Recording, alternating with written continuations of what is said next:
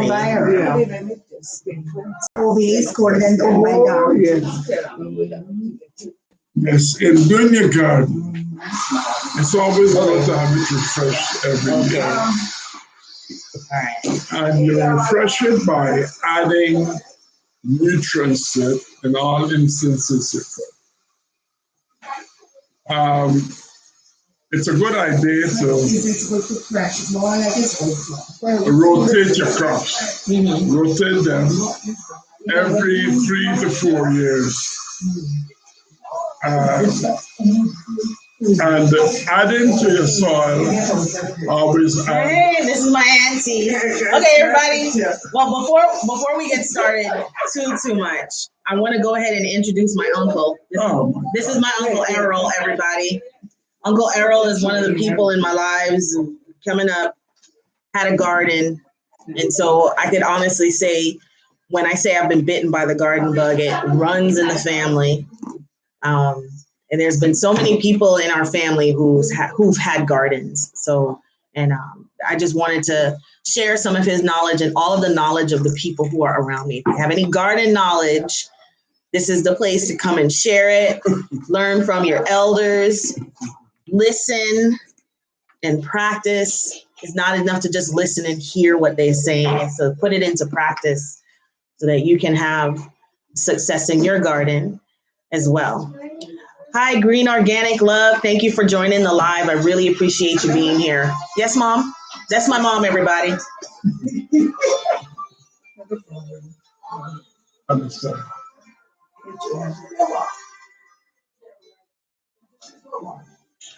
What you want? It's up or down? That's up. That turns it up. And that turns it up. Okay. All right. So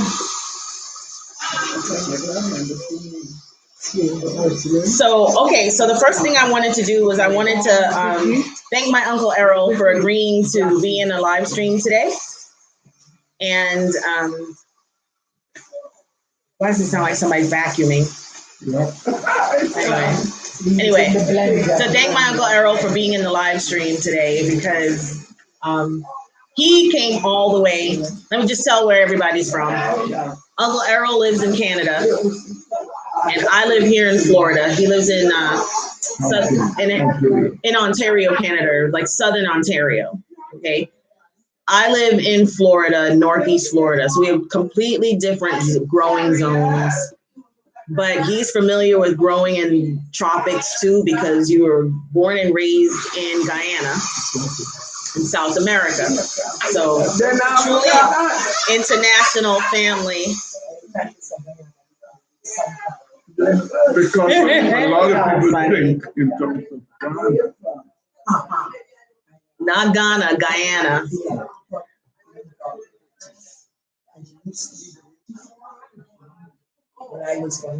Okay.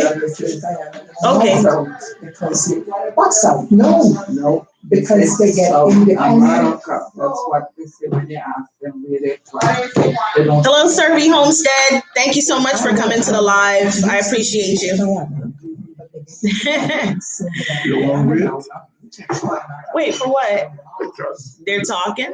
Oh, they're going to talk though. Oh, sorry. You're fine. You talk. Like I said, I'm looking for wisdom. I'm looking for knowledge and people who. In my hair story that you're supposed to hear. What? Oh, it's the banana. You see, on the tree. Oh, there's a rack of bananas on there? Yeah. I saw it yesterday. Somebody cut it? I hope not. It was there yesterday. A big one? On this side, right? Yeah. Nobody should have cut it then. It's on I saw it already, but no, since this morning I was looking.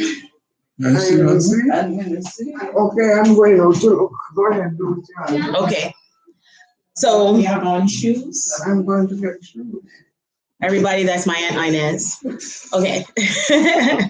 So Uncle Errol and I were riding in the car earlier today, and we were on our way to the airport. So we decided we were having a conversation about being in the garden And so I just wanted to allow him to come on to the live to share his knowledge. And I thought this would make a great live stream. Hey, Jackie. That's my niece.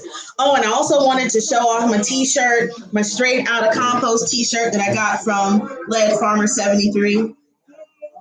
Anyway, hey, please hit the like button. Thank you, Green Organic Love. Hi, 4Ks. Thank you so much for joining the live stream. Okay, let's go ahead and begin. Uncle Errol, tell us what we should do to improve our soil. What's the best thing that you've done for improving your soil? Organics. Okay. All the scrap from like the banana peel, the orange peels, rice, no fats whatsoever. Forget fats. You don't put any fats whatsoever in the soil because the earthworms, they cannot tolerate. They cannot tolerate fats. It will be killed. They'll kill them. So in your soil, everything organic, leaves, especially leaves from your garden when you've already reaped and about to take things out. Take the leaves and put them back into the soil because the leaves that are going back in there has the energy from the sun and from the soil that was drawn out, and what you're doing is putting it back in what we have there right now. Every year, replenish your soil in terms of compost. Sheep manure is a good manure. The best you could get is horse. If you could get horse manure, it's even better. Yes. Okay, good. Right? But sheep manure is good, cow manure. Take it and layer it into the soil. When I say layer it, not that you're gonna just put it on top. No. Turn the soil over just a little.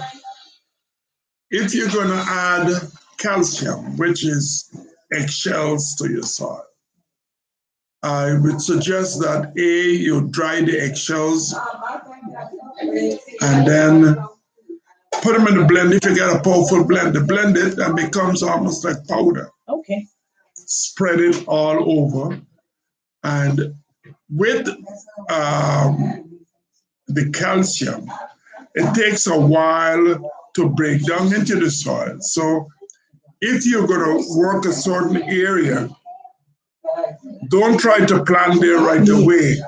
Wait until about a couple of months, and then so that the rain and everything that will happen will break down that calcium into the soil itself.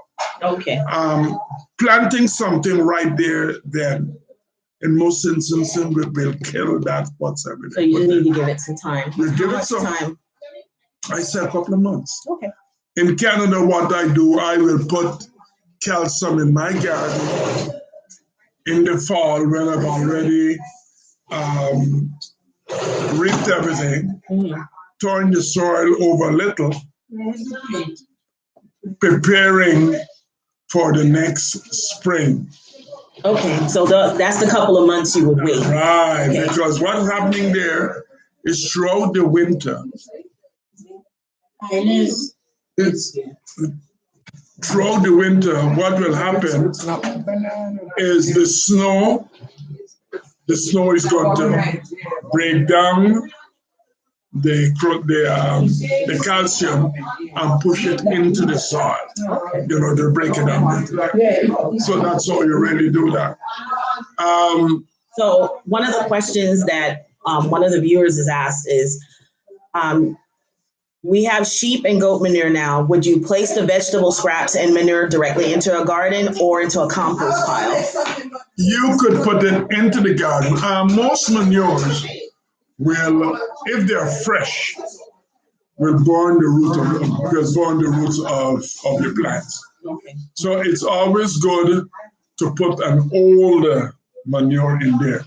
The commercial manures that you will buy is the older manure, and what has been done to them in many instances is that heat has been applied to them. And so the full benefits of that you don't get, right? Because some things have been killed out. They're still good for the garden. It's still good for the garden, but not as beneficial as if from a farm you go and you get that fresh manure and so on, turn it into the soil and use that area that you have put that manure a couple months later and so on, because it will then have lost that harshness that would have killed the plant. Okay. Another question that someone's asked is actually about the food in Guyana, and is it similar to the food in Trinidad? Yes, in some instances, but better. Hello, Backyard Gardener. Hello, Screw. Thank you so much for joining the live. We're here today with my Uncle Errol. Uncle Errol's been gardening for as long as I can remember. And so I really feel very confident listening to him. And I'm also sporting my Straight Outta Compost t-shirt from Lead Farmer 73 today. And kind of having an impromptu family reunion as we prepare for my dad's memorial service tomorrow. So, hello, Miss Full Roller. Thank you so much for joining the live. That's okay, you can talk. My Aunt Isla's right here on my left. Okay, so, and that's his wife. My Aunt Isla is married to Errol, and he became my uncle, and I claim him. Okay, so we were talking about soil, and so you explained about adding manure to the soil, and if you're going to do it, you need to let it sit. Yeah. And same thing with calcium, you need to let it sit. Yeah. Otherwise, some of those things might burn the roots. Would you recommend so directly into the garden or in a compost pile? So if it's in a garden, let it sit. If it's in a compost pile, it can cook, right? Well, it will cook in a compost pile. Okay. But then again, it's like, well, let's put it like this. In the compost pile, it will take the time that, yes, it will be good when it comes from the compost into the garden. But then if you don't have that time, and say, well, it's in your compost, the things there are not breaking down fast enough. It's best if you have it in the garden, covered up, and let it work itself in, right? Still give it a little time, but it's in the garden already. You don't have to do anything more again. So one of the things I've been thinking about doing is getting a compost tumbler. Because out on the farm, I can do compost from, I can put it into a compost pile, or I can put it straight into the garden bed and let it sit. But here in the city, I'm a little bit limited. Would you recommend, like, someone in the city that doesn't have a lot of space get a compost tumbler? I have a compost tumbler in Hamilton. That's what I use. Okay. It's a small one, and it's a 2-chamber. What I do, in fact, I compost even during the winter. Okay. Right? I put things into the compost even during the winter. And with my compost, with my composter, I tumble it every day. I turn it over every day because it's a drum compost. Right. And I'll go outside and I'll turn it about 2-3 times every day. So that's all. One of the things that I was thinking about is getting that compost tumbler out here. No, we're fine. You can do whatever you're doing. They can hear us. Hi, Melanie. Thank you so much for coming by. And Miss Full Roller, thank you so much for asking everybody to smash the like button. I appreciate it. Can everybody hear us really well? Because there's a lot of people here, and I'm telling them, don't stop talking. Just do what you're doing. If you can't hear us, please let us know. I hear you.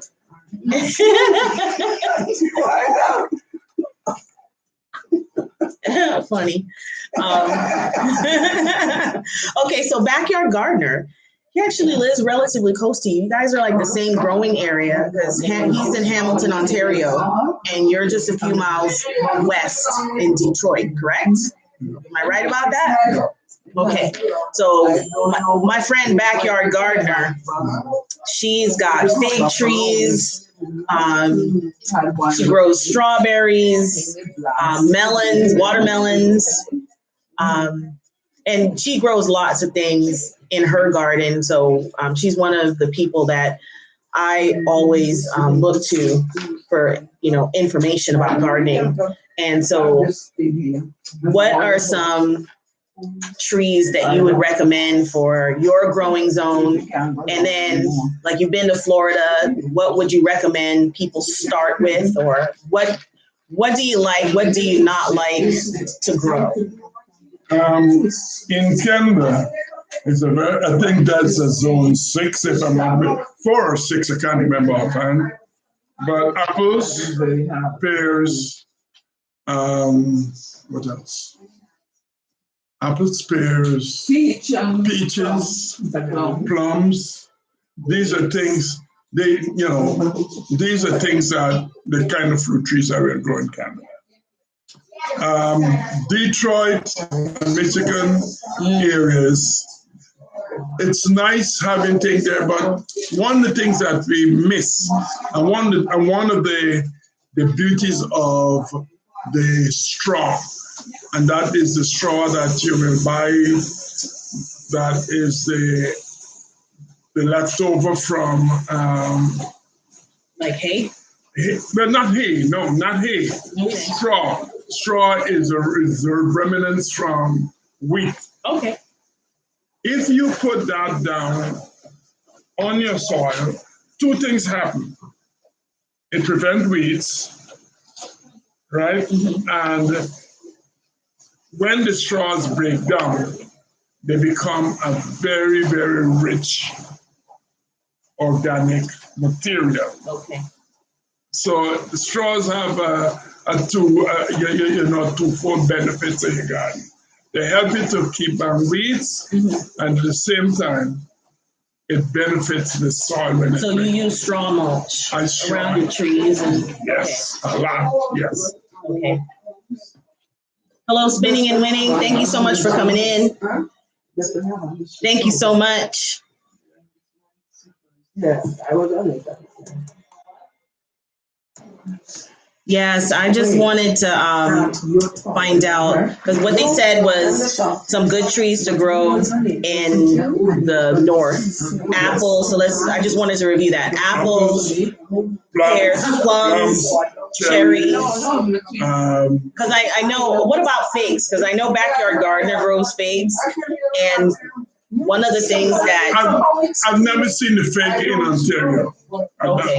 Is it too cold, or? I think it's a bit too cold out there. I think it's a bit too cold because I've never seen them getting the figs in Ontario. Sometimes it gets down to minus 40 and all these other things. I don't Celsius, he's talking about Celsius. Right. Those trees will not be able to. Do you do anything to protect your trees besides mulch them in the winter?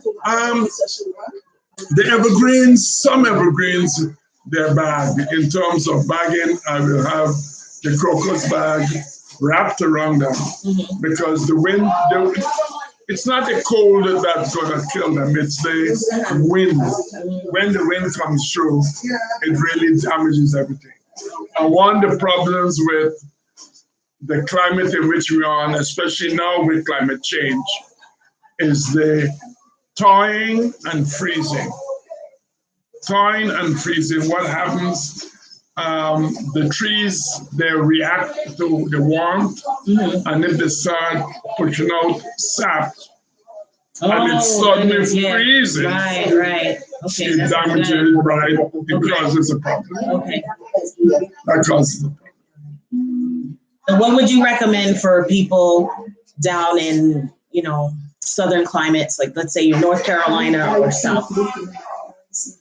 If whatsoever could bear the temperature, because it doesn't get too cold out there.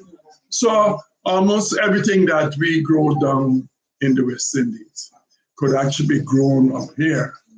But you gotta be careful in where sudden colds are concerned, because especially if the leaves are broad, small leaf plants will tolerate the cold a lot more than the broader leaves because there's less surface area. All right. So you were telling me earlier about your tomatoes, and I haven't had much success with tomatoes. Like I grew so many tomato plants, and I think I might have gotten like 6 tomatoes altogether. Now I had one tomato plant. It was like a yellow pear tomato. That was very prolific, but none of the other ones were. And I felt like I had like a tomato fail. So you said you planted some tomatoes and you had a very awesome crop. All right. I need your tomato secrets. Tomatoes, such a beautiful plant and an easy plant to grow. Except for me.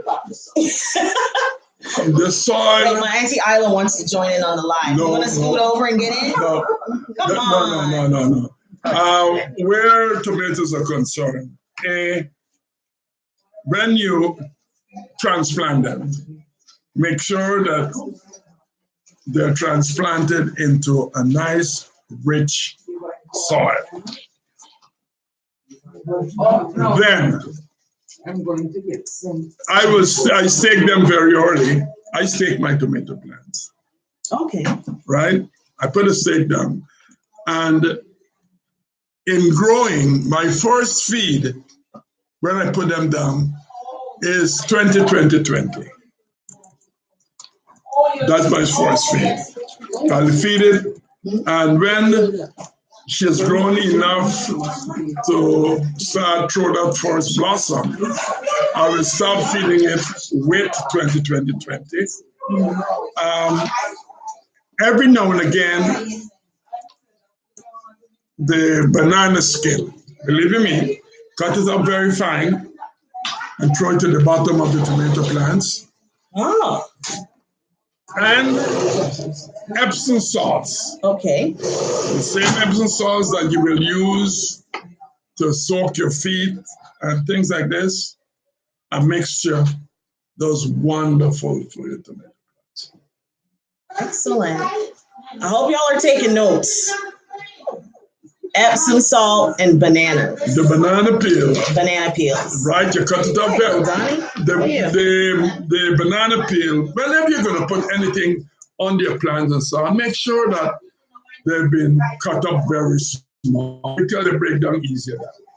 If you put a big banana peel under there, it will take years straight to break down. Okay.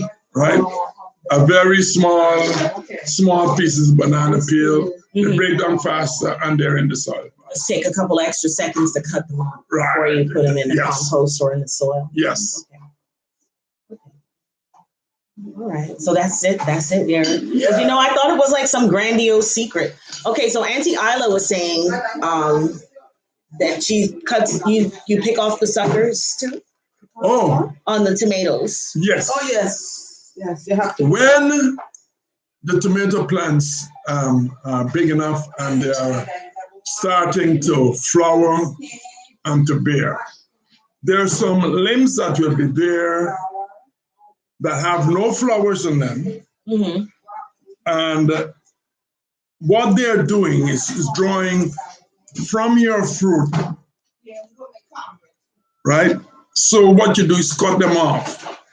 We call them suckers. I call them suckers because yes, they do help to give the plant a nice bushy looking thing, but you don't want bush, you want fruits. So the stems, the little ones, them that don't have any flowers on them, cut them off. Okay.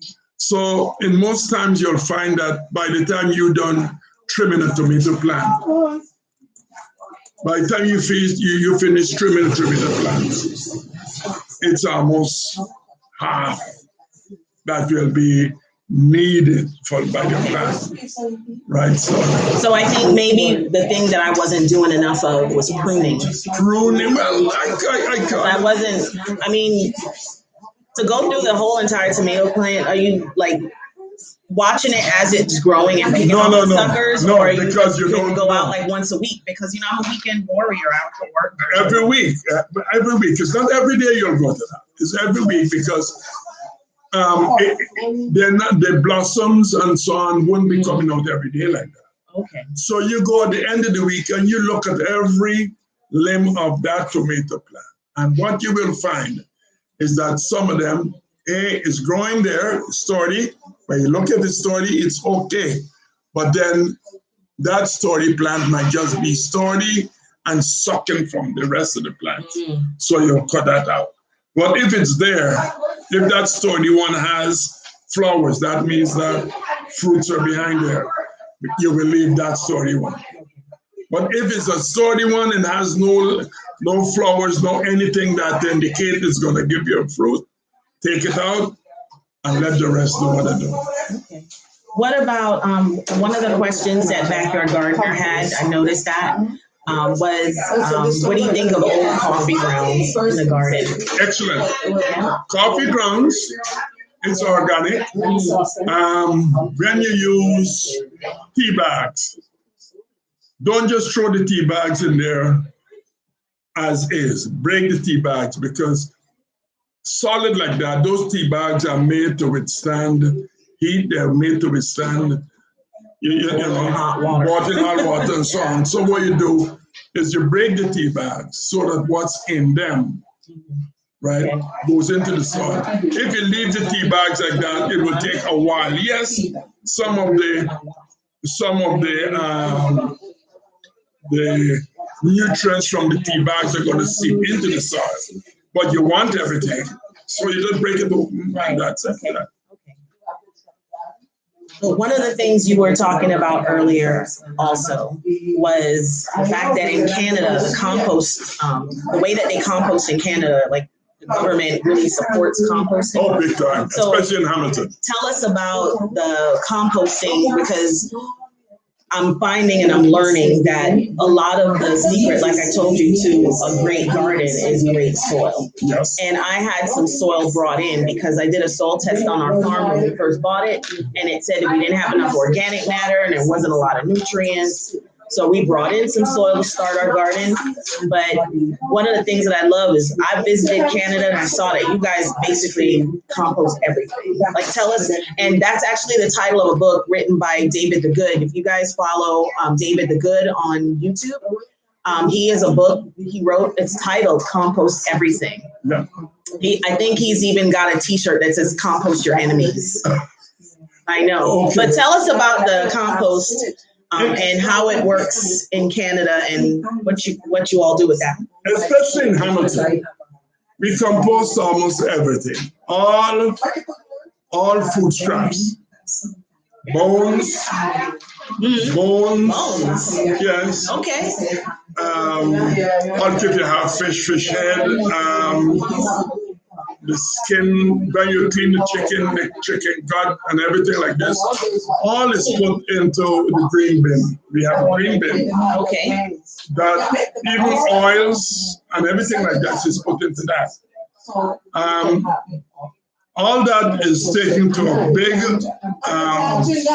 like commercial composting area where there are different areas. The fresh one will be here, and then they will be moving them accordingly. Okay.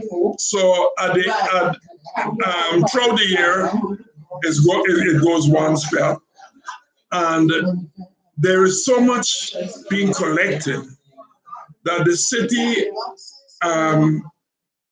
in the spring, early spring, will keep a compost giveaway. Oh, nice. You could go to the certain areas on certain Saturdays and with your shovel, with your bags, your trailers and so on to collect compost. But to get a compost there, it's like killing two birds with one stone.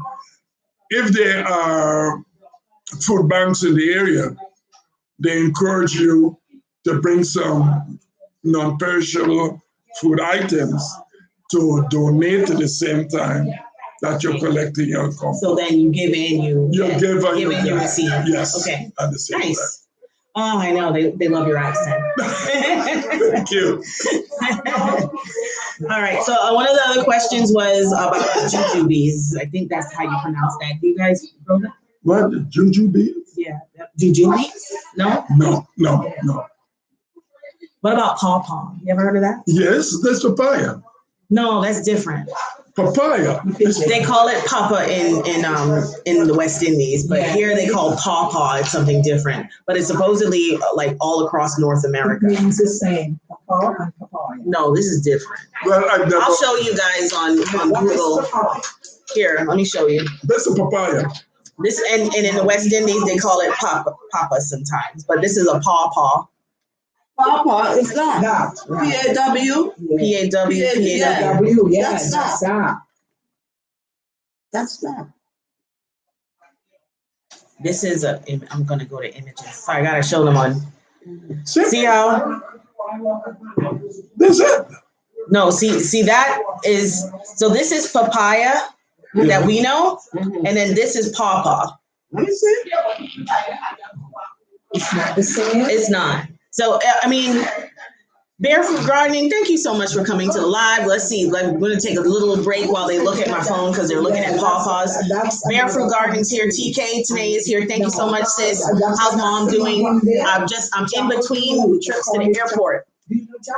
Melanie is here. Backyard Gardener's here. I'm not sure if Roller Sarah is still here. Pawpaws, America's best secret fruit. See, they're smaller. It look like jackfruit, Errol. And that's on the inside. The seed with that black skin. This. So he's looking at it now too. Hey, Diva. Oh, I'm sorry. Calm down. Hello, Diva. Thank you so much for joining the live. No. Just, I don't want it cut. Show me the outside of this, if you could.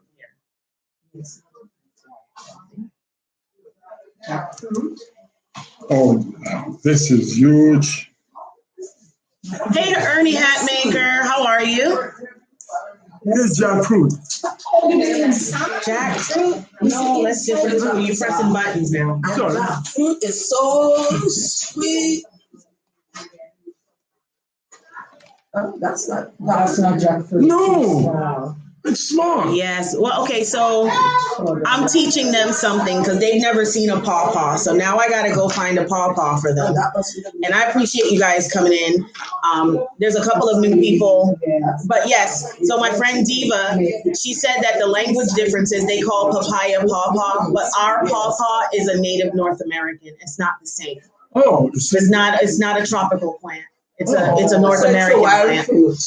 Yeah, it grows wild here in North America. So I was wondering if it's something that you've seen before here. Maybe I've seen it, but don't, We have to go looking for it because I think that's something that you could probably grow in. Me too, Diva. Listen.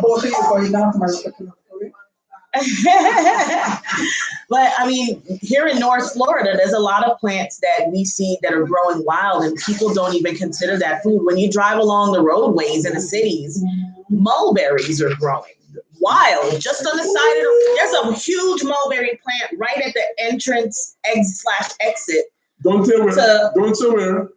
Don't say where. He going to find it. No, not me going to find it. But if she put it out that this plant is there, everybody is going to be there to sing it. Oh, right, fine. So anyway, there's a huge mulberry plant. The next time we pass it, I'll show you. Good. Okay, so, but I wanted to try to find some different plants and I wanted to diversify.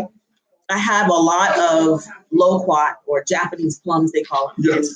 So see that man, he has one in his yard, one of our neighbors here, but it looks like a lot of the leaves are falling off it. It looks like it's diseased almost or something. Because usually those are evergreen. They don't lose their leaves. Okay.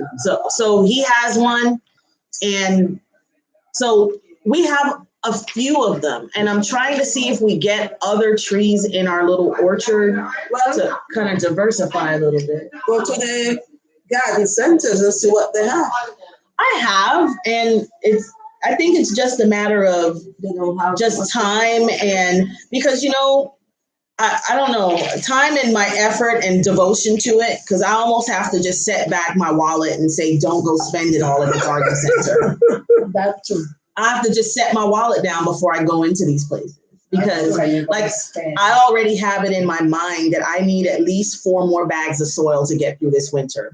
Why don't you buy, don't they sell it by The truck. the truck or the big How we get our soil in Canada? We have some bags about this size, about this thing. We paid $100 or $120. Sorry, $20 for what? A bag of soil. It's big. Yeah, and the thing about it is that I know it's good stuff. Yes, And we they have buy triple. the truck. You have triple mix, and you have The truck bring it the like quad mix. loose. And you drop it on your driveway and then you have to Shovel it and get it into your Yes. house yourself. Get it to your backyard. right. That Yes, I need more fruit trees. that truck load that you told me about, that this person that helped you with, that is a very good soil mix that they give you, right? But you can't allow the soils, you can't allow the soils to be going down. Every year, you have to add the soils to your garden. You have to add soils to your garden every year. When I started plunging a fork into my garden, it went down no more than an inch or inch and a half. After 3 years of working on my garden, when I dropped my fork, it went down about a foot or more into my garden. Wow. My first year of planting, I planted 6 tomato plants. I planted big boy. That's bright I had. Okay. And I got 144 pounds of tomatoes out of the 6 plants. That's what I wanted to know, how you did that. Easily, as I said, it's how you do it. The plants were a tomato plant. Well, I don't put them in the cage. I don't put the tomato plants in the cage. I stake them, and I will tie where the fruits are to the stakes so that they don't break off. Right? I'm tying them. The plants, some of my plants were taller than me. I'm 6 feet tall. Right? So as you break those suckers off, the nutrients now go to where? To the fruits. So instead of getting a 2-inch tomato, you're now getting a 3-inch or a 4-inch tomato. So you have to sacrifice. At the time. Because it feels like, you know how it feels like you're murdering your plant when you start like hacking away at it? No. The plants will love it, Fred, because it's the fruit that they really want. So for you in Canada, you have your growing season, but here in Florida, we have like a growing season and another growing season and another growing season. Yes. When should I plant tomatoes? Because I'm finding that I'm thinking it's a hot weather plant, but I planted it when I thought there would be hot weather and I got very few tomatoes. So maybe I spread. We started planting in Canada about the 24th of May. By the 24th of May here, it's like 95 degrees. Right. So you started early. Not true.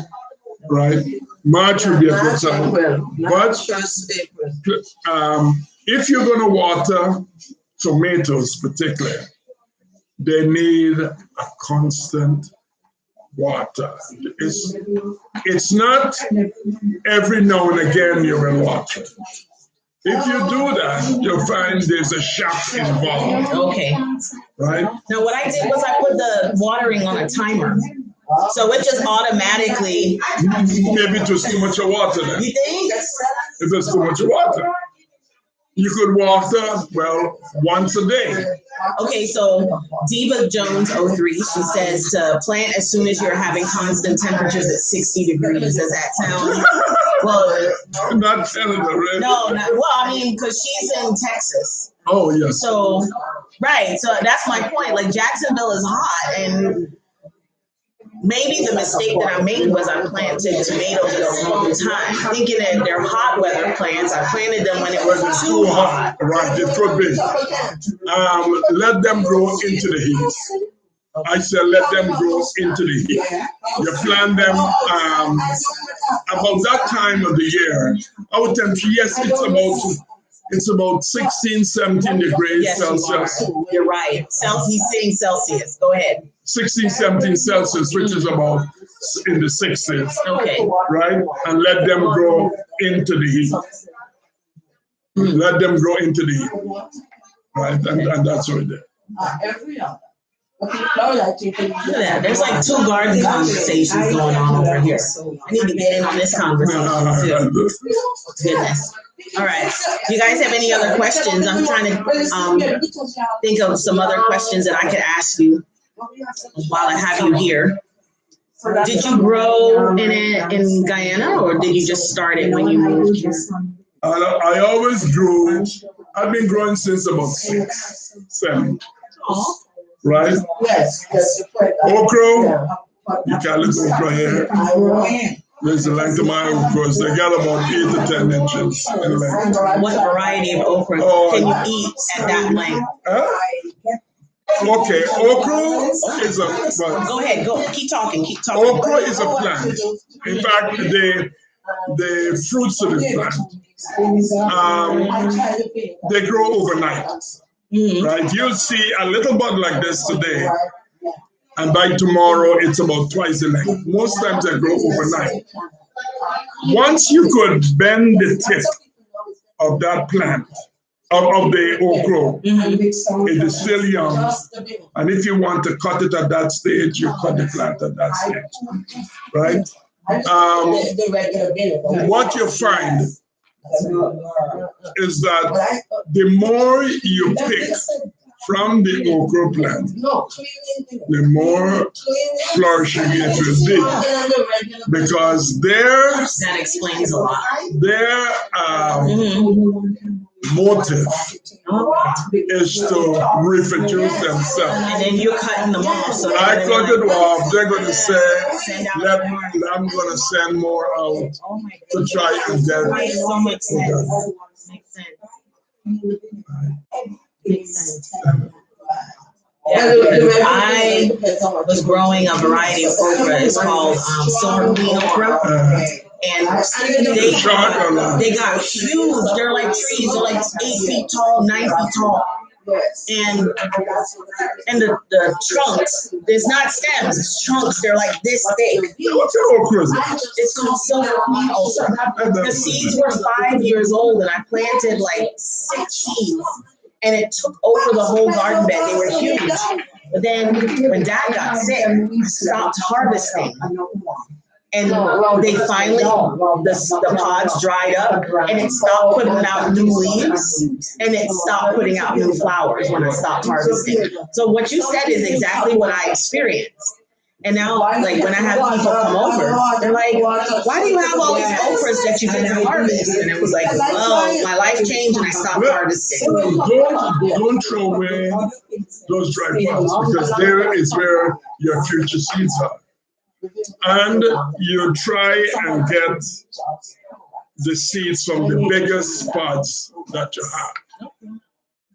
Because it's the size of those pods is the kind of plants and fruits you'll be getting from your farm. It's just like garlic. Yes, right. You plant the biggest bulb doubles, right? Well, if you plant the little tiny ones in the middle, that's not good. You plant the big ones. In garlic, a bulb of garlic will have about 8 or 10 facts in it. Right.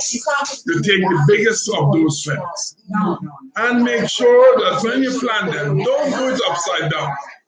I know a lot of friends of mine did that. Wow. They planted it upside down. So the pointy part goes up. Okay. 2 to 3 inches on the ground, and make sure when you're going to plant, the area around them is well mulched and well loose, right? Plant it about 2 to 3 inches on the ground, tap it down a little to make sure that, well, everything is okay. and watch them grow. Have you ever done garlic in a container or just in the ground? Just in the ground where I'm concerned. Because I was thinking about doing some garlic, but since I'm in the city, I was going to do it in a container. It's okay. You could do it in a container, and the same thing applies in that Thank you. you will.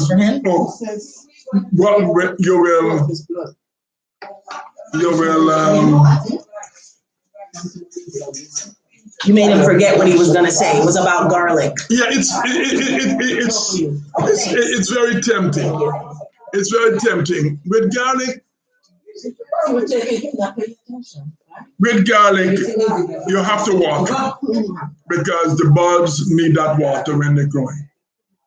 And as soon as, in fact, for every leaf that comes up, that is what the leaves are on the garlic. You know that.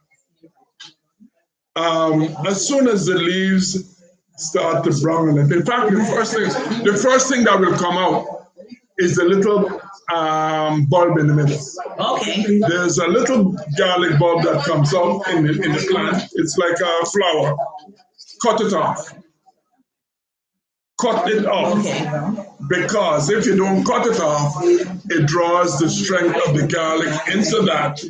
Because that is the garlic trying to reproduce itself again. So when you see the flower, the seed, flower from the garlic, you just harvest it? Or No. You cut that flower off. The garlic still isn't ready yet. Okay.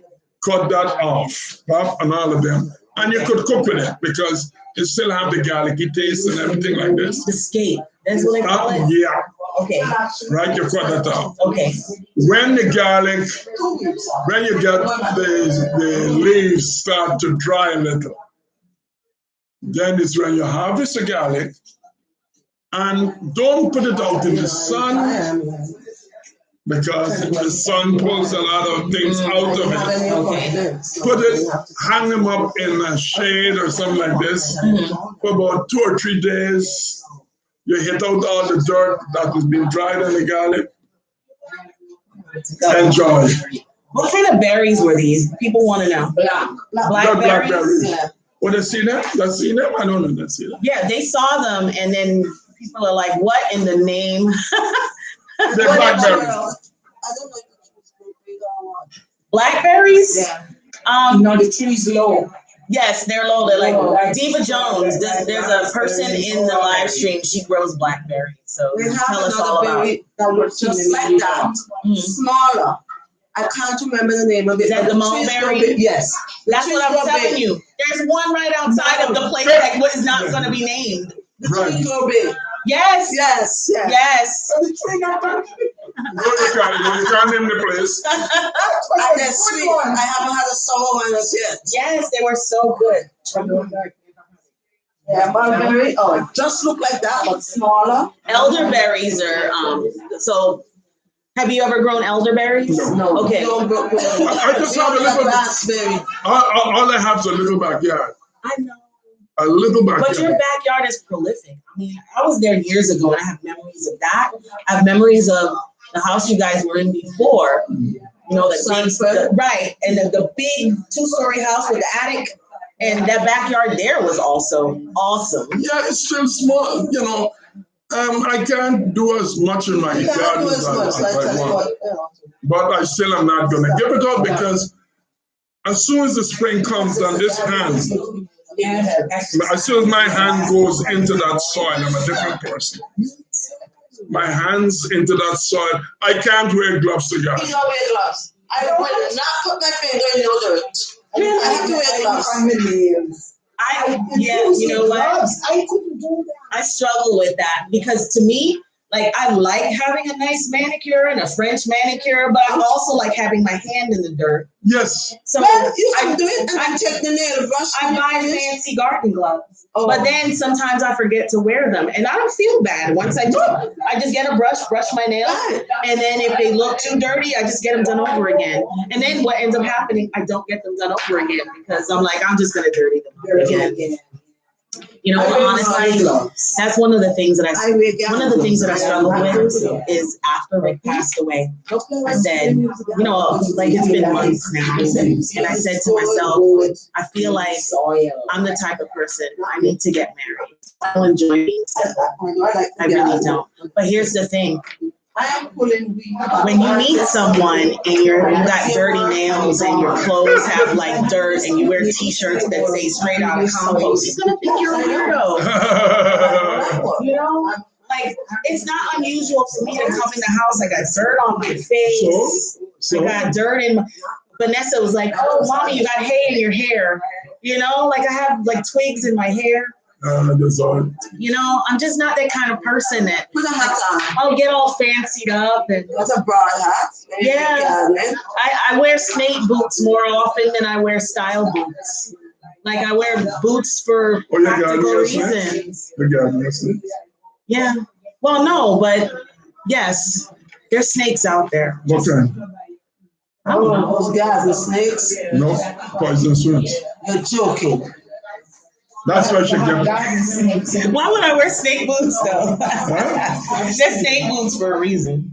They don't. Fangs can't go. Everything is for a reason. Hey, listen. She had the best things for snakes. Pigs. But also, chickens are good for snakes too. Chickens will kill a snake. Yes. Yes. I didn't know that. You know what chicken is good for? Termites. Oh yes. Termites. Really? Yes. You get chickens and you add termites. Make it a V-neck, huh? She said if I cut my shirt, make it a V-neck, then I'll meet somebody. I have to be careful with that. You know, I have children. Because trying to be patient with myself. When I learned that, I said, "What? I'm not going to be hear about termites." No. But now, because you don't have the chickens in the yards anymore. That's true. You have termites? Yeah, I have termites. Oh. So that also. You know, in permaculture, Bill Mollison would say you don't have a termite problem, you have a lack of chickens problem. Right. Yep. Because you need that balance that we had back in the day before modern life. Yes. We don't have that balance anymore. That's one of the reasons I started growing food. Because without that balance, like there's no way all your food should be coming from the grocery store. If you have a little bit of ground, you should have those things. Yes, right. You should have those things. You should be growing something. And the thing is that I couldn't buy a house that doesn't have a garden. And to see, the thing is not even a house with a garden.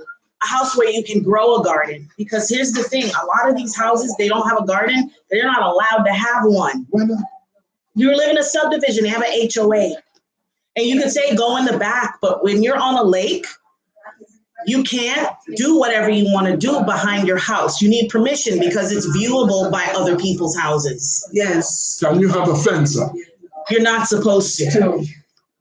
You can do a hedge like those people did. Okay. But these people did a fence, and chances are it wasn't totally allowed. They just did it. Okay. See, if even I have that or the subdivision just changed. If I do that, I'm going to do it all around. All the way. Right. That's one of the reasons why Dad put up this little low, the fence is like, it's almost invisible because he was tired of the ducks coming in. But I love the ducks. To me, the ducks solved another problem. The ducks solved the slug problem. But the ducks fly, so I mean, it's not like you can prevent them from coming in. You get from the water side too. Yeah, they come in, but they have to fly in and fly out. Yes, they can't just walk in and walk out. They want that. Why you did that? Yes, road fence building, because he was tired of the ducks coming in and leaving their poop all over the place. But I'm like, duck poop is good unless they're eating nasty stuff. Duck poop, they eat grass and stuff. Yeah, they eat grass. Yes. No, it's not like right. So to me, if you step in some dog poo, that's horrifying. Yes. But stepping in duck poo is like, and it's only because I live on a farm. Like to me, it's horrifying. Look, my pigs can poop. All right. But I know my pig's poop is made up of grass and whatever I fed them. Yes. Okay, it's not like humaner, and even humaner can be composted. You let it sit for a year or a year and a half, it can be composted. It looks like soil, but it freaks people out. They call it, no, it shouldn't freak them. Exactly. No. What did they do for all of the years before modern? They're using it still. Yeah. They call it sludge. No. Yes, sludge is that. That's just gross. Yes. Sludge? They use it. I mean, I know, but And in China, they use the raw stuff. In China, I will not do HOA. Thank you, Diva. I will not live in an HOA. I love this house, but I won't. Sojo, in China, right? It's called night soil. It is a night soil. Right? It's called night soil. People go around and collect it. And that's what they put in the food. You see, a lot of them get garlic that you buy from China.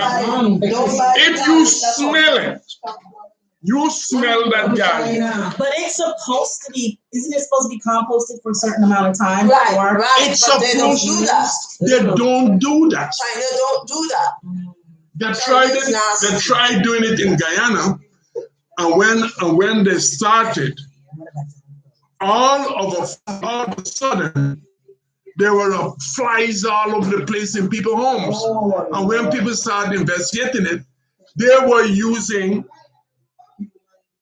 that night soil, they call it night soil, to grow things at the back door. When they were doing the school at Five Island, they were using, I don't know what they were using, the soil or whatever, but the smell, they had to call people to go on them and investigate up there. The Chinese were building the school. You see, there are people that don't care. They care about the almighty dollar. American holds China right now $3 trillion. America holds China $3 trillion. You're gonna start talking politics. I ain't gonna talk politics because I'm gonna get mad. I'm gonna get mad. They don't want you to get mad. We need to get you a YouTube channel. Have you ever heard of people using human feces in their garden? Because some people actually do it. It's good, but as with every Not immediately. Every manure, it's supposed to be what call it? Age, right? You have to let it sit in compost for a certain amount of time before you actually put it next to the plants. So if you realize in the West Indies, what we had was outside toilets. Right. When they started, and it was pits dug, right, and a hot build over them. When those pits were filled up, dirt was thrown over them, right? And years later, you will have a plant planted on top there. It is one of the most prolific growing plants you will ever see. For example, if you plant a mango tree over that toilet, after about After about 5 or 6 years. In the yard, right? You do that because you know what's underneath it. Yes, what's wrong with that? The thing about it is it's not like it's potatoes. It's not It's potato. mangoes. So you're eating the fruit. Listen, the tree, what the tree does, what the tree, right, the tree, okay, yes. You probably already have. Yes. I know. If you knew, you wouldn't eat it. What happens is this, the tree pulls the nutrient from that. Through the trunk of that tree, it's broken down to that tree. Yes, it's just a cow down. It's just like every one of them. But here, listen, we are drinking water, for example, in Canada, right? Listen, Lake Ontario is there, right? The pee from your toilet and everything goes down there. It is, it goes through the process there. And the water is the liquid water. It's pumped maybe about 5 or 6 miles into the center of the lake. Where do you think they get water to drink in Canada? From that same stupid lake. It goes through a process. Okay, that's a chemical process. So the Hey, how you doing, bro? Hi, how are you? Hey, I'm Timo, man. Timo? Yes. Nice to meet you. Where are you from? Canada. Canada? Yes. But originally, I didn't see it. originally from Guyana, South America. Oh, okay. Okay. That's your uncle. Well, this is my aunt. She married him, so he's my uncle. Okay. I'm Dennis. Judy. Judy, that's easy. That's my sister's name. And Dennis is easy. We had an uncle named Dennis. Yes, that's true. Sorry. What did I say? So it's warm here, huh? Oh, beautiful. Absolutely. Really? See, I got a jacket on, right? This is short pants weather, man. No, it's not. Yeah. Yes. Everybody's calling us crazy. So we're like, it's so cold here this week. Everybody's like, it's awesome here. That's because they're all from You see Canada. this? I got a jacket on. Yeah. This morning it was in the. Hey guys, sorry. It was Got so company. cold at the airport this morning. It was cold. Yes, that's so true. Look, It's warm okay. back here, but outside it's cold. Nothing, there's nothing new. There's nothing new. Because what she's saying is that, What? no, what we were talking about, basically how water and nutrients are recycled by plants into the nutrients that go into the fruit. So when we eat the fruits, that's why we can say, okay, well, we need to build up the soil. That's And right. that's where our health comes from. Yeah, because if the soil gets so depleted, you're eating all the vegetables and the fruit. They No, won't that's You're not have, doing anything for you because it's depleted. right, it's just All the filler. minerals are shot. It's just filler. So so what he was saying was that back in the day, they used to make outhouses. And then when the outhouse hole was full, they would plant a tree on it. And within 5 years, it would be big, lush, fruiting. And so would you eat that fruit if you knew it was built on an outhouse hole? No. Why not? But see, that's what I said. Why not? I would eat it if I don't know. If you didn't know, Yeah. but you would think about it. But yeah, But you shouldn't eat anything from China. I know. No vegetables. Or hey, or you didn't know this one. The you like tilapia? I don't use it. I I don't buy don't eat it. it. That's why. I don't buy it. I don't I don't. What? You feed it a lot of crap in China. And yeah, well, there was 60 minutes. You can pull it up on Yeah. 60 minutes. Yeah. They had a thing on China. They put the shrimp. It's the waste, the human waste from the sewage goes to the shrimp, and then the shrimp poop out and all that, and then it goes to the tilapia, and then it drains out. Yeah, they raise a lot of. And they raise the shrimp in the sewage with the shrimp, Yeah. Just And- wow. and then you are eating it. Nothing from China you should eat. Listen, But I mean, but there's like 1 billion people in China that are fine. Chinese restaurant. My brother went to I'm just saying. China several years ago, and he said that the people, like this one village or this one area that he went to, he said that all these people had all these different kind of cancers, and he said that trucks would come in barrels and dump this liquid in the ground out there, and all these people had all this different cancer. And when he came back from China, he was there for a month. Came back from China, he said he had a slight cough, a little cold, it just wouldn't go away. Then his hip was sore, and then he had cancer, and he passed that year, the same year. Yes, and from the same thing that the people were dying from over there. you see, it's all they think about is the money. Money, that's what I was going to say. They don't care about you. They don't care about you. Health. So people, Trump and all this nonsense here right now with the China, look, They just follow the money. that's money. Yeah. So we need to follow you. Huh? Listen, But my thing is that if animals are pooping and we accept cow manure, we accept goat and all those other things. Why not humans? But part of the reason is the because reason is humans. you can't do it fresh. In China, they're using that as night soil, which is the fresh. Over here. Everything from all these toilets and so on are sent to a plant where it's processed, right? The solid liquid is taken away from everything else and processed. Unless it reaches a certain level of purity, it's not let out back. It's not let out back. So there's a big difference. Yeah, and then that's why you get sick. I don't even like to talk about Listen, It's a hard subject to talk about. See deficit that people get up in the hospital.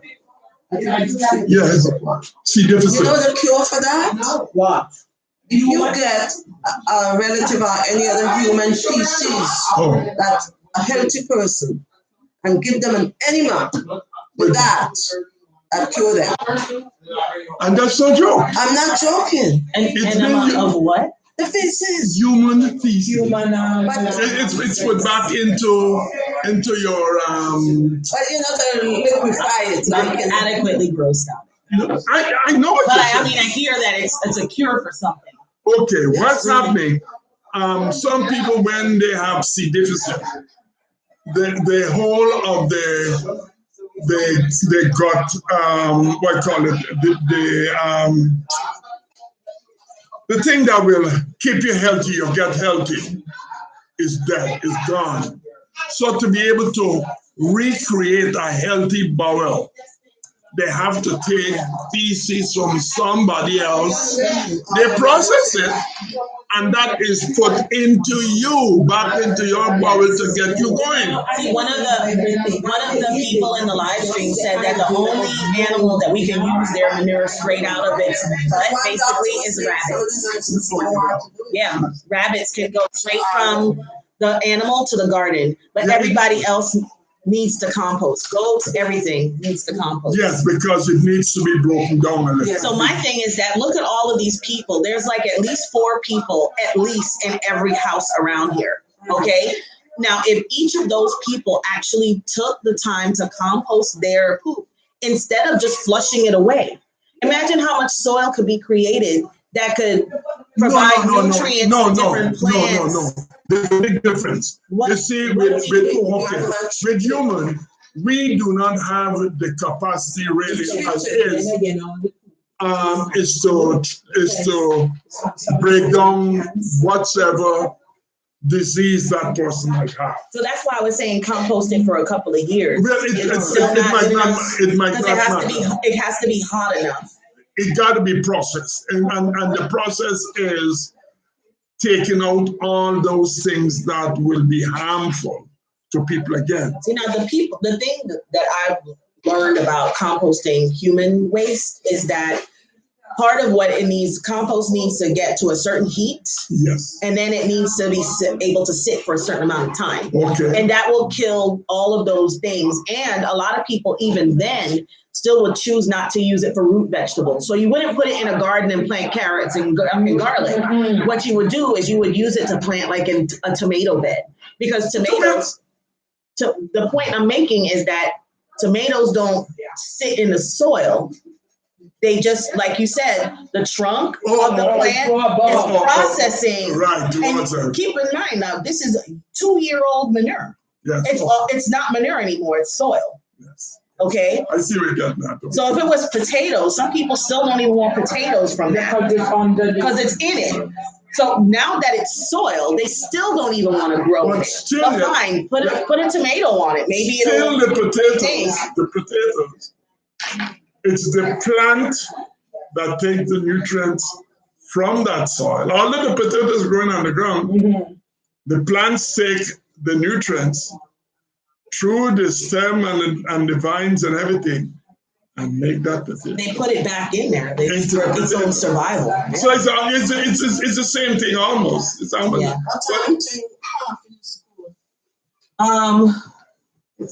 I don't have to pick her up till 6, but my thing is, I'm more concerned about who I have to pick up from the airport next. Isn't it Sharon?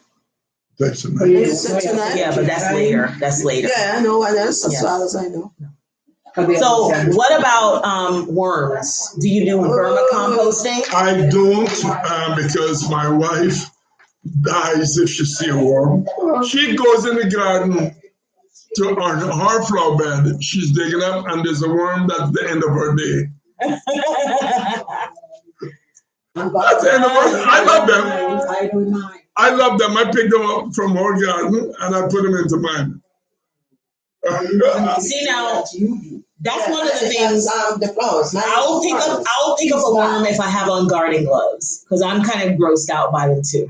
But with garden gloves, but I value them. When I see a worm in my garden, I rejoice. Yes, because I rejoice. Yes, you know it's good. Yes. You know what else? When I first got a house years ago with Rick, we used to see mushrooms come up in the yard and be like, "Oh no, call the people! There's a mushroom." Now I'm like, yes, because it's rich. all right. Look, mycelium. Yes, mushrooms are good for your garden. Yes, that's good stuff. So I have these big piles of wood chips on the farm. Okay, when I see mushroom mycelium growing in, just spreading into the wood chips, thank you, Lord. I feel so blessed when I see that. I love there's another. That's a good point. All right, somebody made a point here. Unless you're using the manure from animals you raise yourself, how do you know that the animal manure that you're bringing in is from healthy animals? Well, it's what is being done with them. Most times it's commercially done. And all these things are, the manures that we get taken from farms. Excuse me for a minute. I'm going to put this in your compost. Yes. Okay, that's great. Thank you. Most of the they come from, most of the manures that are taken come from farms, right? These big milk farms and so on. So it's a big commercial thing going on. So it's not so well a small person going to take from a sick cow on this. On that farm, if that cow is sick, what happens? It's taken out in the system. Yeah. Right? So 9 out of 10 times, you could be certain that what you're getting is from healthy animals. Because the only thing that, well, I'm not happy about is the fact that when an animal dies, they will take that animal and reprocess it. They will reprocess animal into feed to feed the same cows. Oh man. You don't? You didn't know that? Well, I did, but you know, it's still. I'm telling you. Well, They're taking cows to feed. Cows are not supposed to eat cows. Cows are supposed to eat grass. But a dead cow is processed. And to get the grass. No, not to get the grass. It's processed they feed, to make they feed other cows with it. They add it to the feed. They add it to the feed in terms of pellets and this and that. The bone meal, that is really good in your garden, and it's good to keep away rabbits and things of this nature, bone meal. Oh, okay. Right. If you have squirrels that are interfering with the garden, sprinkle bone meal around. Oh, okay. It keeps them away. Did y'all hear that about the squirrels? Who in here had squirrel problems? He said bone meal helps with that. Because I didn't know that. Oh, yeah, bone meal chips. And I know Canada, they have those mad little black squirrels. Oh my goodness, those little squirrels are. Black and gray, that's always good. Yes. Okay, so I saw another question. Oh, so Freaky Geek said that's how they got mad cow disease. So no, cow was sick. Hold on. What would they do with a sick animal? What? The mad cow disease is from the brain of the animals. And that is not being processed anymore in Canada. Okay. It's the brain from any animal. It's a brain from the cow that had that disease. So that is not being processed in any feed whatsoever. So she was saying, Diva Jones 03 was saying that it's now illegal to sell cow brains in the store. Right. Because of that. Yes. Cow brains, the brains is the thing that had that thing going. Oh, okay. The rare white squirrel, because I've never seen that. I've never seen a white one. I've never seen that either. I've never seen a white one and no black. We have black. I've seen the black squirrels and gray squirrels, but not white. He said rare. They just did say it was rare. It was rare. But okay, so one of the things that I would love to know is, like, let's say for instance, I said, Uncle Errol, I want to give you a garden bed in my garden here in Florida. What would you grow? If I could say this bed is dedicated to my uncle, and I will go get the seeds for it, and I'll let you come over and dig around in it. Whenever you come to Florida, you got a patch. What would you plant in it? Well, it will have to be something in which I'm around, because carrots, that's number one. I love carrots. Tomatoes. Okay. No, cabbage is a funny man because the worms that get in between those leaves easily. Unless you have birds around to help you. No. You have that netting over it to keep those little white butterflies off of it. White butterflies. And okra. I love okra. Okay. Right? One of the other things that I love, and I grew them last year, was bitter melon. You know what purpose I'm doing this. Right? Oh, that's Bitter melon. Bitter melon. Mm-hmm. Okay. Well, you can't, no. Cersei is the little ones, a little one.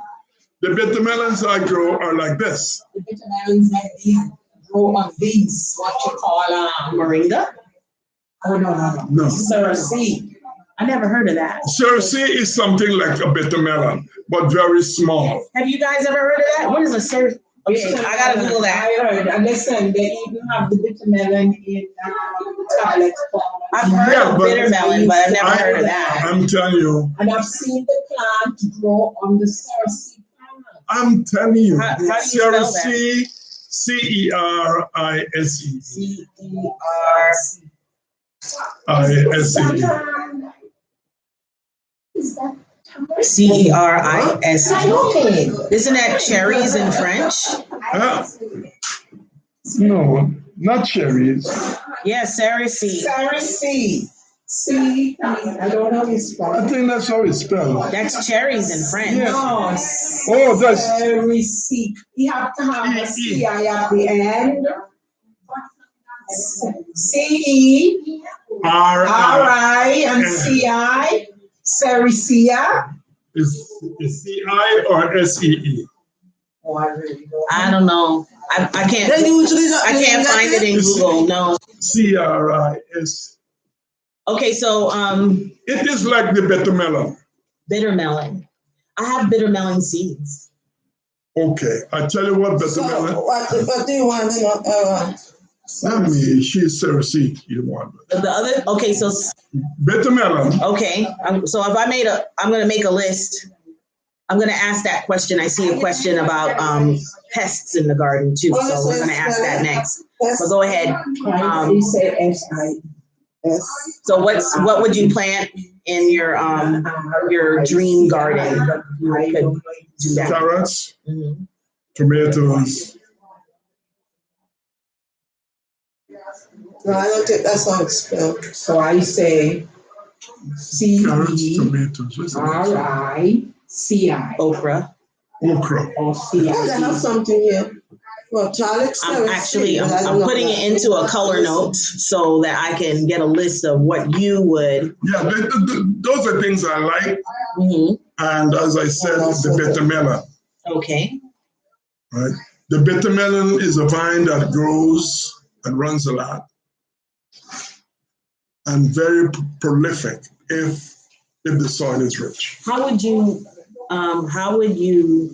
cook bitter melon? And is it actually bitter? I've never had it. Yes. Would it be worth it for me to grow it, or are my kids gonna hate it? Your kids are gonna hate it. Okay, so I should grow it because it's a good thing, not necessarily because. Listen, when you get accustomed It's to good it, for diabetes. it's good. It cleans your blood. In fact, I'll tell you one thing. The vine itself, when the plants are almost done, and you take that vine and you boil it. Bitter melon. Right, and you boil the vine. It's bitter. It's bitter. 23 times The a week. vine, you boil it, the vine itself is bitter. So this is the first time I've ever heard anybody said that they would not drink the pot liquor from the vine of a plant. Yes. Okay, so instead of just composting it, put it in the pot and then boil it and make that into like a drink. It's a tea, yes. Tea. Like a tea. You drink that, it's a blood purifier. Put like that. It's a blood purifier. So the fruit itself is good. The vine is good. Yes. Okay. Yes. Okay. And the seed is good. But it's ripe. Really? The Bitter melon seeds? That is seeds. But the seeds have that. I have one because I went to the flea market, and one of the vendors was throwing some food away. So I asked him if I could have it to feed to my pigs, like the throwaway stuff. So he got me a whole crate full of just throwaway stuff. And in the throwaway stuff was a bitter melon. So since the bitter melon was a throwaway item, I went ahead and gave it to the pigs and turned it into sausage. Right? But the seeds, I saved the seeds from that bitter melon. Was it right? Was it red? Yeah, they had like a red coating on it. Right. Well, that's That good? the right one. The seeds, if you're taking that seed and put it in your mouth, it's sweet. Oh, wow. I did not know that. Well, the only reason I didn't eat it was because it was like a throwaway thing. Huh? Well, how would you prepare it, though? I mean, just like how you're going to prepare potato. Spinach or whatever. Spinach. Because you don't No, you don't peel it. Can you compost it? Can you compost the stems after you boil them and all that?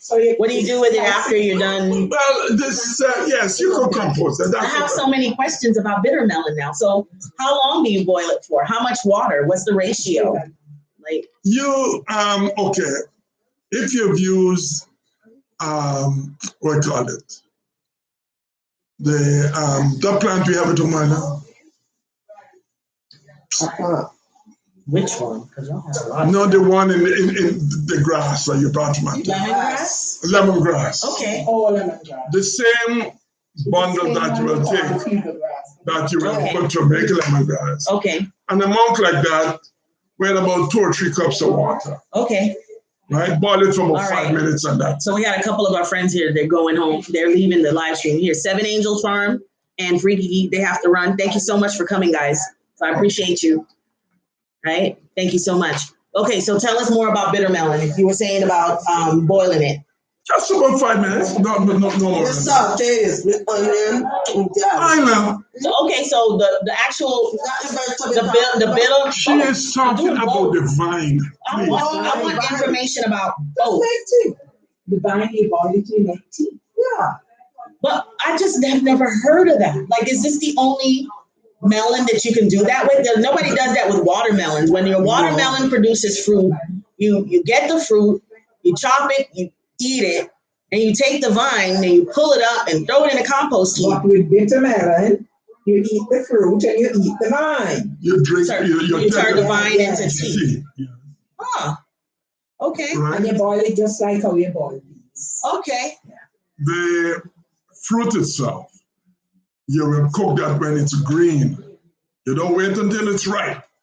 When it's ripe, it's no. Even though it could be ripe. It's no good. It's soft. Right. That's why it was like throwaway. It was like Right. inside. Right. Yeah. Okay. So it's cooked green. Okay. You slice it very thin. You take it in half. Okay. Take out the inside. Right. It has the seeds on the inside. And you slice it very thin. Okay. And you're gonna do it just like how you Like make this, so when it's green, like Yes. when it's green like that. Yes, you scoop out that inside. And you eat that. No, What do you eat then? They're outside. Okay. You don't peel it. And you don't peel it. So I ask how to prepare it so you can do it. Right, And okay. then tell you Okay, so what my Aunt Isla did is she looked up how to prepare bitter melon. Sorry, you can all you see and reflected is the backyard. Hold on. How to prepare bitter melon. How do you prepare it? And so you see this white part in the middle, you scoop it out. That's the only way. Right. Okay. Or you can even take that and make tea. Okay, so when you were saying that you can make tea with that too? Yes. Okay. Oh my goodness, I need to come spend more time with y'all. It's bitter, you know. I mean, I'm saying it's bitter. It's bitter. So lots of garlic, onions. Garlic, onions, fruits. What do you have something that cuts the bitterness, or you just have to deal with it? Deal with it. But some people, what they do is they put salt in it first, and they will squeeze it. Salt cuts bitter. Yeah, that's what this is. Because I've made marmalade before, and it was so bitter, but I had to add salt. Salt cut the bitter. So you made? What did you say you made? I made marmalade. Oh, I know, because I'm kind of a nerd. No, that's good. I do canning and stuff like that. I don't eat marmalade. No, I didn't love it either, but I actually learned to love it. I learned to appreciate it because I made it. You have no idea the amount of things that you learn to appreciate, because now that I know how much work goes into it. Yeah. Oh my goodness. You know who I need to get in this live stream? My child. Vanessa, I'm live. All right. Sorry, y'all. Yes, that's why they put salt on margarita. I would LOL at that, but it's the truth. It's the truth. It cuts the bitter. All right. But yes, I did not know that about bitter melon. So when it gets really ripe and the seeds get that red coating, that's sweet. The coating of the seed is sweet. I would never have thought to taste it. So you have different kinds. So you see them and you might do. I have no idea what kind, because it was just at the farmer's market. I just got some garbage. I think this is the better one, Errol. No, the green one. That's the green one. And that one up there. Okay, guys, this is Nessa from At Home with Nessa. So if you don't have her channel, go ahead and snatch her up. I gave her a homework assignment, and it was to get to 100 subscribers. So she's there at 100. And I would love it if you guys could get her to 111. Well, no, it wouldn't be 111 because I'm pretty sure you have a lot of the people that are in here. Hi, Figs and More. This is not a networking live stream. Like I didn't, I'm not. But if you guys don't have each other, go ahead and snatch each other up. Let's just throw that out there. I know my uncle's like, what are you talking about? But what I was doing was I was just encouraging Vanessa from At Home with Nessa to get in the live stream, to be more active. It's something that she really would like to do and something she wants to get involved with. So I think it would be good for her to add to, to work on her channel, because she has a YouTube channel. All right, so this is something that we're doing here at our house. At Home with Nessa. At Home with Nessa. This is drying right here. So this is some moringa that was brought by my Aunt Dorothy from her yard. So they have it on a tray drying. These are Soursop leaves. So the Soursop plant, a lot of people have heard of the Soursop fruit. And I think Soursop makes a delicious flavor for like sorbets and ice cream. I love that. But Soursop leaves are good for, isn't it good for getting sleep? Like you put it in your tea when you need to go to sleep? Yeah, it helps with sleep. What else does it help with? Well, the whole Soursop plant, there's a big thing behind it. The Soursop plant is so versatile, it's unbelievable. Almost everything from the plant is a cancer help. Really? Yes. In Brazil, the leaves, the seeds from the Soursop plant itself the bark from the tree, and everything is ground up Yes, Nessa, Nessa. Go ahead. and made into a tablet. Either the name is Graviola. Yes. The name of the tablet is Graviola. A number of years ago in Canada, it was being sold $55 a bottle. It was introduced by the naturopath, and why she introduced that to me is that a friend of ours was suffering from breast cancer, and after about a couple doses of the Graviola, it went away. I mean, the cancer was gone. Well, the authorities, everybody should know this by now. If anything really works and will disrupt the money made by cancer groups, and things of that nature, they will know the next thing that the government is going to do is ban it. And that's what they did. Wow. They banned that from coming into Canada. Wow. Right? It was $55 a bottle. And now you can't find it nowhere. Does soursop grow in Canada? Where is it? No, you can't Tropical. go tropical, strictly tropical. Strictly tropical. So South Florida, but I've never seen it growing here. No, your climate is. So that's one of the reasons why I wanted to build. And you know what? I don't think I'm crazy. Honestly, I have a lot of ideas that are unconventional. And I think that that's one of the reasons why I really valued and treasured my husband, because he thought my little quirky ideas they had value. Okay, so I wanted to build a dome, a geodesic dome. I don't. What do you think of that? No. A geodesic dome. Listen. What's that? It's like a greenhouse, but the height at the middle is like 25 feet high, so you could grow a tree in it. But you can't build it yourself. You have to get somebody to do it. You see, Yeah, but I live in a house that somebody else built. You can do it. what's happening with climate change is that maybe within the next year or two, the temperature in Florida is going to be almost like in the West Indies itself.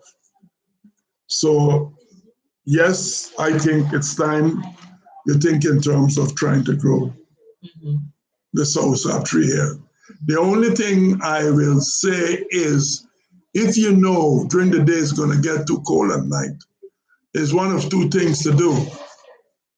Spray the plant with water, because believe you me, water will prevent them from freezing. You know, that's what the citrus growers used to do here. They used to turn off the sprinklers in the citrus groves, and it would coat the plants with water. And when the ice would hit, it would freeze, but it would protect the plant from the wind. That's right. And you know, the I guess ice is warmer than. And she won't have to worry. She have the greenhouse. Oh, look.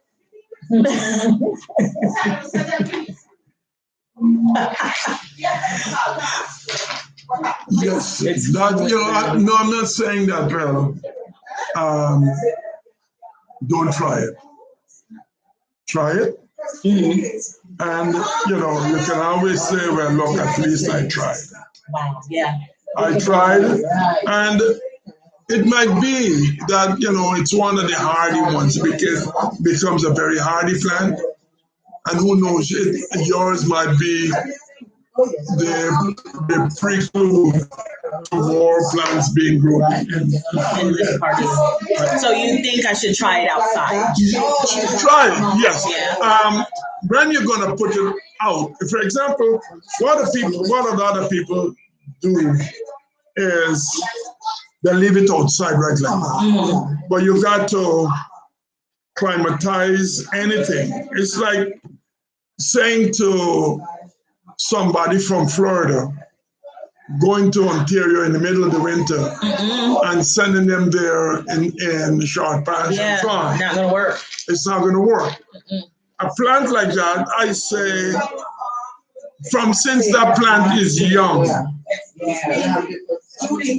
Tea, water. Yeah, that's it. Since the plant is young, you bring it inside when it's cold, take it outside when it's warm. But a longer period of time into the cold, Getting it used to being outside.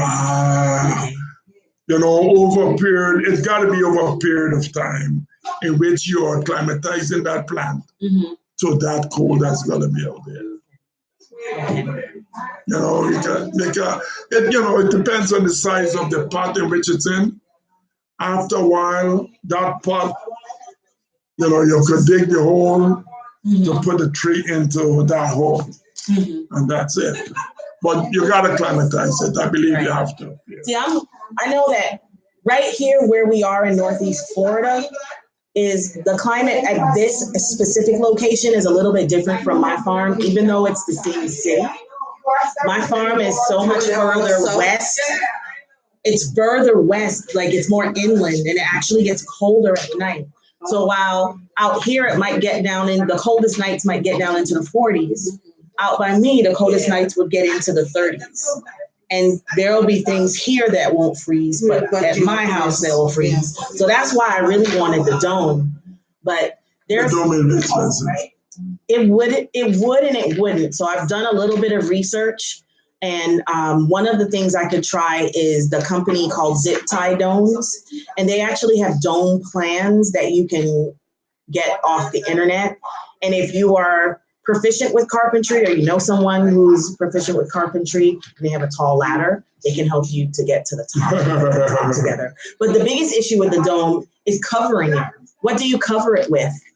And so zip tie domes, they would cover it with like heavy mill plastic. Yes, that's what I'm about to tell you. Right. And so here in Florida, the biggest issue people would have is hurricanes. But it's a dome. The wind should blow straight over it.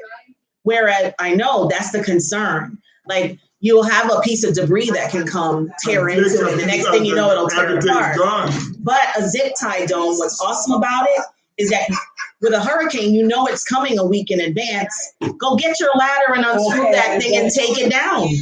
You don't have to leave it up there and let the hurricane tear it up. You can take it down, put it in a shed, lock it up, and then when the storm is past, put it back up. The plants that have in it.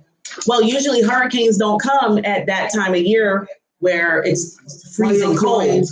And if your plants can't survive the wind in a hurricane, you can either stake them or you can kind of start like lay them to the side and kind of lean them so that, but to me, a plant will get stronger if you let it blow in the wind. Yep.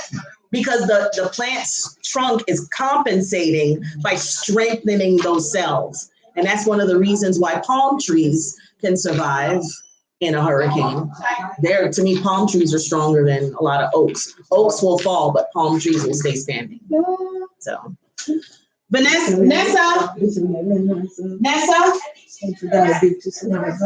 Really? Okay. All right. One of the people that are in the live stream right now, I don't know if they're still here, Grow Family Network. They have an awesome greenhouse, awesome garden. I learned so much from them. I learned a lot from you guys on the internet. Like I was telling someone last night, like I don't have a whole lot of friends. It's a lot of times when you meet people and they're like, what do you do? I'm a teacher. So, you meet a lot of teachers, but I grow food. Like I raise animals. You kill them? Come on, you eat meat from the grocery store? Somebody had to do it, and at least I know where it came from and I knew I had a good life. But I don't think that's quirky and weird. Do you? I want my uncle to do. But Grow Family Network is one of the channels that I watched, that YouTube channels, that they grow a lot of their own food.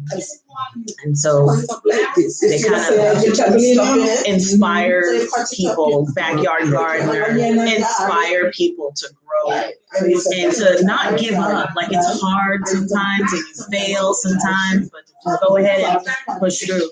I need to go get the charger for the laptop. But what question can I ask you to answer?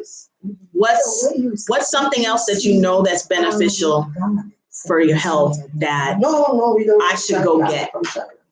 What's something that I should go get? The first thing, like I need to go find some soursop, honestly. The leaves. Oh, Graviola. Say that again. This is not. What is Graviola again? Graviola is the mint, soursop, leaves, bark of the plant, roots of We the need to plant. find that, people. But what else can I find that's beneficial? Let me go get the charger for it because I thought my battery would have lasted longer than this. Okay. Guys, look, my t-shirt from Let It Go, straight out of Compton. Yeah. And I told you, yes, because so you can see, very well. Big salmon fish, really, it's real salmon fish. You take off what you want because it's but you know, What else is some good, of the Isla? chicken and things that they have. What else is good I could tell her about? Scared to use because I'm not so sure. That is kindness. This? No. We're going out again? Chicken and things. Yeah. Oh, chicken. Some of them look like chicken breast. So y'all done cook? Chicken breast. Huh? Y'all done cook? Yeah. Cause y'all say nobody is supposed to dig. You're kidding. All right. So this cord, I don't think it's gonna reach. But anyway, Which way? to the outlet. Where's the outlet? Way on the other side of the sun. Or I can put it in the house, but I don't think it'll reach. See? No. Okay. So anyway, folks, I was trying to see if I could plug in my charger. You don't have an extension. No, that's okay. So I was trying to see if we could just go ahead and finish out this last 20 minutes. But so what would you say is something else I should get? Because I really believe that this is something that's important. Look, and you know what happened to my dad. Okay. If I feel like this is something that I know him, he was drinking this. Okay. You know what I'm saying? But if the tea is not enough, a person should, Hold on. like, what can we, you know, because I'm one of those people that I know that something at some point in your life is going to, There are many things. but what else could we do? We know the moringa plant, right? Mm-hmm. You know the moringa plant. A lot of people use that. The fruit of that plant. The fruit of the moringa plant is long and very tender and very slender. The very young ones. The very young moringa. I heard they were like beans. Yes. It is cut up and cooked like beans. See, now my moringa had flowers on them, but I never noticed them create long pods. Like they didn't develop into long pods. Yeah, because you cut out the flowers. No, I harvested them, but You harvested after. the flowers. But how long do you have to wait before you harvest? Well, Because I know in North Florida it might get too cold to keep them. what? Yes, it's like Keep the plant alive. yes. Well, I don't know. Not when it's green. Very small. When it's very young. Flowers? Yeah. The flowers, everything is good and solid, you know that. See, now one of the people said that mixtape. She says I haven't had pods in a year or more. Look at that. Yes. Like how do you guarantee you can get the pods? You don't guarantee anything with nature.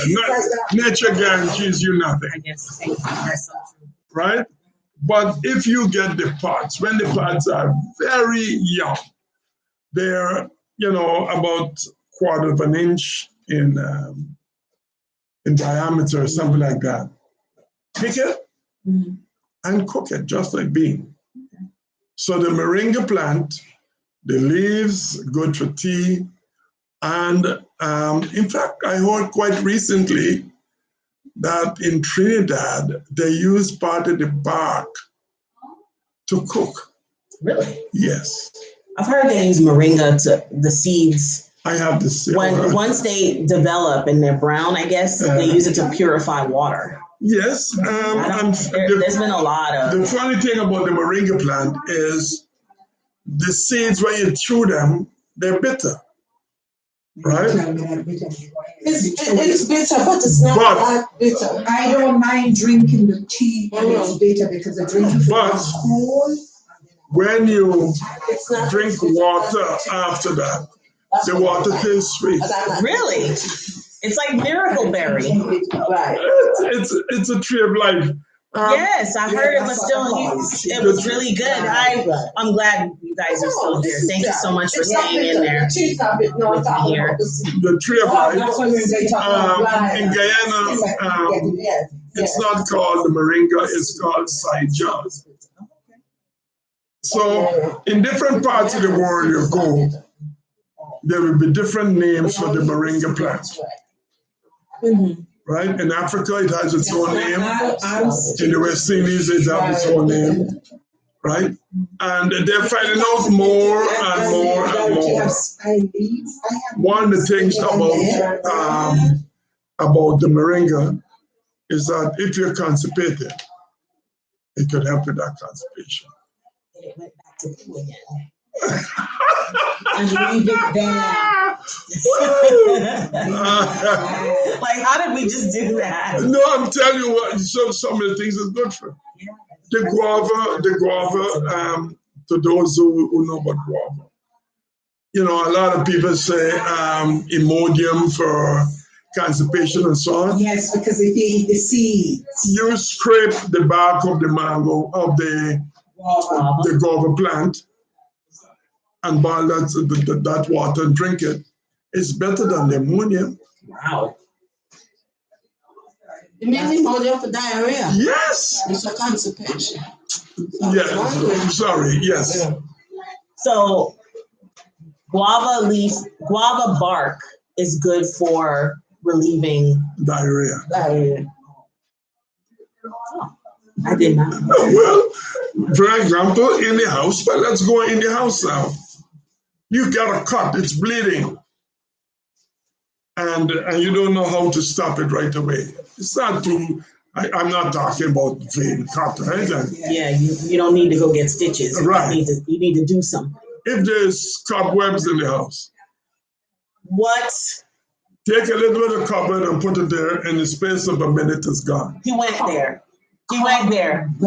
Okay, first of all, why would there be a spider in my house? Well, why not? Spiders. And I'm still in the house with the spider. I am just thinking, cobweb in that pot. Yes. What happened to the germs? What germs? There's no germs in that cobweb.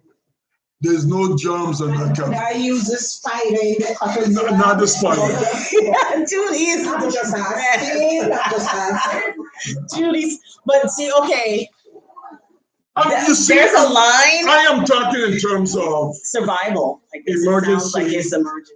And it's a surviving thing.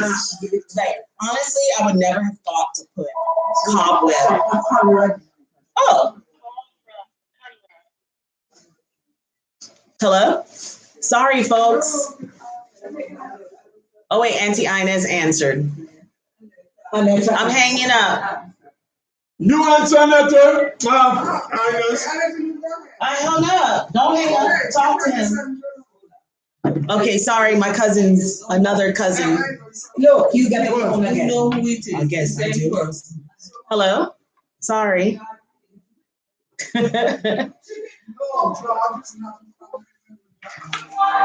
Okay, you need to pick up from the airport?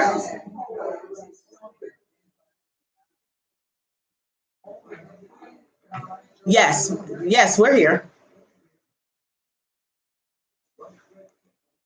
Awesome. All right, awesome. See you soon. All right, bye. All right, guys, sorry about being on the phone during the live stream. Okay, so let's see. Graviola. So we were talking earlier about graviola for cancer. Somebody mentioned it. Yes, it's the bark, right? The bark, the leaf, and everything. So you just dry it and grind it Well, up? we don't do that. It's been done in Brazil already. Oh, yeah. Okay, that's soursop. What he's saying is graviola is soursop. So this is what the leaf looks like, and we're drying ours, and we use them as teas. And so what he's saying is that some people dry them and then grind them up. Some people, it's a big business. It's a big dry business. them and grind them up, and they use this as cancer treatment. Like this is one of the things that here in my mom's house, they bring her soursop leaves, and she puts them in tea. Like I remember when Rick first passed away and I couldn't sleep at night. People said take 3 leaves and put them in a cup of water and you'll sleep. And that's one of the first times I was able to sleep and stay sleeping. So that's something. Where do we get the soursop leaves from? Well, these are from my Aunt Dorothy's garden. So it's one of the plants that, it grows in South Florida. And so what I'm trying to do is I'm trying to see if I can get this to my area of Florida. And I want to know if it'll grow here. That's all. And I need to know where to find it. So I might go down to Auntie Dorothy's house and do an air layering. Do you ever do air layering? No? Because, my God, my space behind my house is small, right? Marta, yes? Yes. Oh, no, yeah, it's too sweet. Sorry to mix some drinks in there. I say so, and my backyard is too small for a lot of things. So all I do is just simply my garden. My garden is what, 10 by about 20 or something like that. It's big as this. Oh no, God. So what one of the viewers, Diva Jones 03, said is that she knows it's a tropical plant, but she doesn't think she can grow it. But I want you to reiterate what you said earlier about going ahead and taking a chance on growing it. Yes. And what we could do in a place where it gets cold, should we grow it in a pot? And You start in the pot. For example, if you have a big enough place, for example, where your mom lives here, it starts in a little pot. A pot is growing here. You take it outside, right, into the cool. If you know it's going to get too much cold, you bring it back inside. And you do that all the time. And the plant is growing, strengthening itself and adjusting itself to that cold, because that's what's happening now. You have to acclimating it. Right. You have to get it acclimated. And what's happening now, there are some plants that couldn't grow close to certain degrees in the Arctic, is growing there now. In the Arctic? Yep. Well, not in the Arctic itself, but close to the Arctic. Okay. Right? That's what's happening. You're going partying again?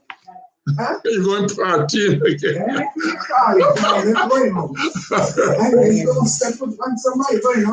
You hear Conrad said he was coming to buy later. Yes, I You mean whoever you are? I don't know. Y'all don't know? Okay. Should I know him? I thought so. No, I don't. Who is it? Conrad. I thought that was your side of the family. It's not his dad's side of the family. I don't know anybody look on that. It's dad's side of the family. Sorry, guys. Okay, so I'm gonna go ahead. I was trying to see if I could hang in there for 7 more minutes. Okay, so before we end, I just want to go ahead and acknowledge the last few comments in the live stream. Yes, I try to drink moringa every morning. Graviola is what we said.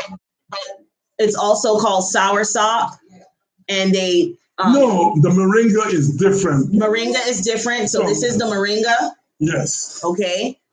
And so we have that, and we have the soursop, also known as graviola in some areas, and they dry it and grind it and use it for cancer treatment. Okay. And you spelled it correctly in there. It is a tropical plant. Yes. Go ahead and spell it. Graviola. Okay, graviola. So I will be looking for that plant, and I hope you guys look for it too.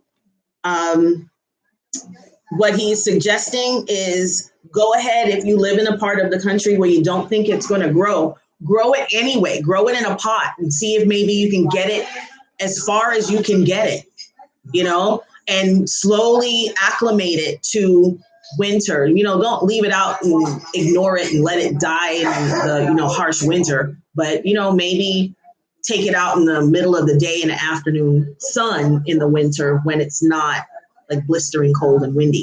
The Spanish name? Spanish name? Might be. Right. Okay. So they were saying that Seven Angels Farm says that's why the pawpaw tree grows in the South, because it was acclimated to the climate. So I really appreciate you guys being here in the live. There's still 8 people in the room. 21 fabulous thumbs up. Thank you so much, Auntie Isla, Miss Judy, Uncle Errol. Here, Auntie Isla, come into the frame because you were all a part of this. Oh. All right, these are my people right here. This is my mom's sister. My mom has 9 brothers and sisters. She is one of them. And this is her awesome husband. These are the people. I used to spend my summers with these lovely people. And you guys have no idea how much I love them. These are like, this is, when I say family, this is like my immediate family, okay? It's like her mother. That's right. That's right. I better behave myself because she'll pop me one good. It doesn't matter if I'm in my 40s. All right. Yes. So thank you so much for your condolences, Diva Jones 03. I think that's one of the few blessings in having something tragic like this happen, is that your family rallies around you and you get to be around them.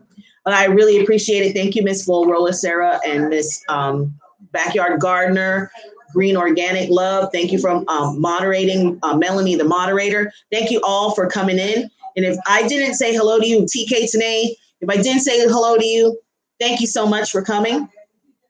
I would love for them to set up a channel. You know, these are my family members that if they see me on the cell phone at the dinner table, they will knock it out of my hand. So technology though is their friend. So they are into technology, and I will ask them if they're interested in doing a YouTube channel, because I think they would be awesome. Awesome wealth of knowledge. Okay. And you'll probably get to 1K before I did. Faster than I did. All right. So my laptop is giving me that that yellow triangle. So I'm gonna go ahead. Look, I'm a few minutes away from 2 hours, but I'm gonna go ahead and end it because I don't want to just have my laptop die on all of you. But I really enjoyed speaking to all of you. Thank you so much, Uncle Errol. Thank you very much. Love you guys. Love you. Love you. Okay. Y'all, bye. So what kind of thing you said, the yellow stuff your laptop giving you?